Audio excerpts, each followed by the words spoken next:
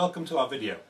My name is Rob Miles. I'm a member of Team Building, showing you our everything alarm. With me is Ian Mitchell. Hi, I'm Ian Mitchell. I'm an electronic engineer and I've been playing with the sensors, microprocessors and transistors involved in the project. Hi, I'm David Miles. I'm a graduate at Oddish and I've been working on all the web data governance of the project.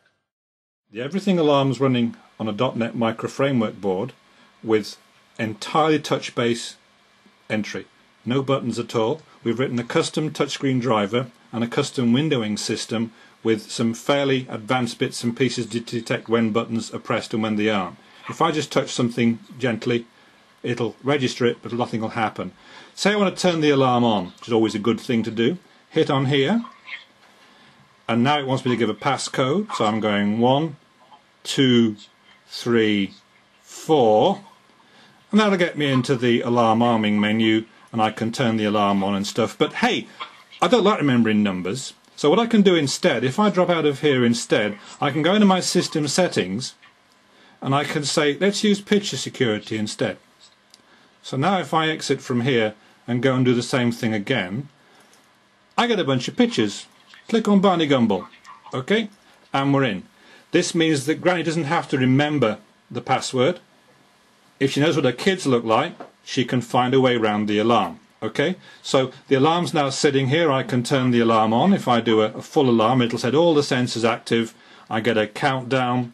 I can actually instantly arm the system like that, and so now the alarm is actually alive. If I decide I don't want to have the alarm on anymore, I just click off. It takes the alarm off. I have to find Principal Skinner this time. Okay, let's see if I can find him. There you go, and that'll turn the alarm off. Right. If I, having done that, I want to exit from here. I can now actually take a look at the status of the sensors which are connected to the system. We're using Zigbee to connect them all to the machine. And if I go into here, we can actually take a look at the sensors which are live at the moment. Now the system actually records the sensor connections and the last time they sent a message. And what I'm using, if you have a look over here, this is one of my little remote sensor transmitters. If I press the button on here, it simulates the effect of one of the sensors. I've got 2 or 3 of these spread around my pretend house. And if we take a look down here back on the screen again, this one is actually wired to, looks to me like it's the front door single contact, because if I press the button, I'm getting wireless transmission from the Zigbee device into the alarm. I have a second sensor which is wired to the kitchen, and I have a third sensor which has got 2 contacts on it, which is wired to this board here. So if I press this button here, we're actually getting nothing happening because it's on this end of the... Oh no, we're getting the lounge passive infrared, and this one here is the lounge rear passive infrared. So the whole idea is that we've got wireless sensors all connected, sending messages through to the Zigbee device on the micro framework, pulling them off and decoding the protocol to actually display the appropriate alarm. The Zigbee devices are very flexible, very powerful devices in their own right, but unfortunately they take rather a lot of power. So what we've got here is a little PIC microprocessor which is programmed in a very low power mode to actually control the power on the Zigbee. This means that batteries that would normally last a matter of hours or a day can be made to last many months or even a year. The PIC effectively is in a very low power consumption mode, which is sensitive to changes, and the changes on the pins are going to come from sensors. The PIC not only allows us to control the power, manage the power of the Zigbee and the radio link, but it also allows us to cater for a wider range of sensors, more exotic sensors, sensors with analog output capability, for example. So the PIC will wake up the Zigbee device.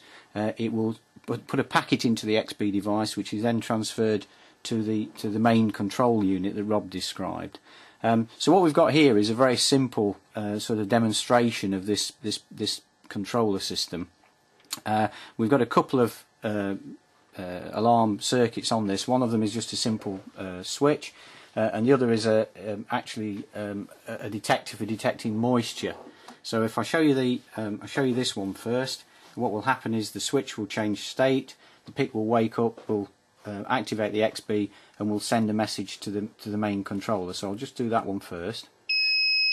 So you can see that the PIC woke up, it recognised there was an alarm condition, and then transferred that message to the main host system, where the host will decode the packet that's been sent and will identify which sensor or which detector that actually came from.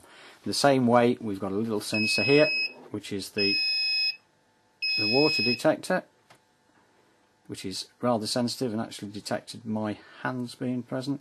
If I let go of it, it should go off. It's probably actually the water on the end there.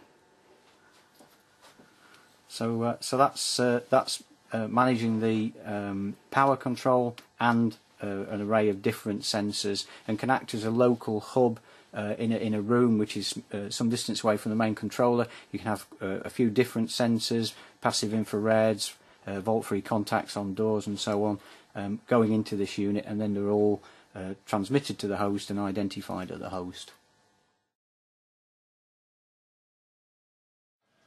When everything alarm device receives a reading, it assembles a JSON packet which can then be sent to the Everything Alarm web service, where it can be processed, stored, and either viewed by the user later or sent to the user or owner of the alarm as a form of notification. This is done using a JSON serialization system, which we've done, which sends the data over a secure sockets connection using various authentication methods. MD5 checks them to ensure that only your device can send a packet across to our system.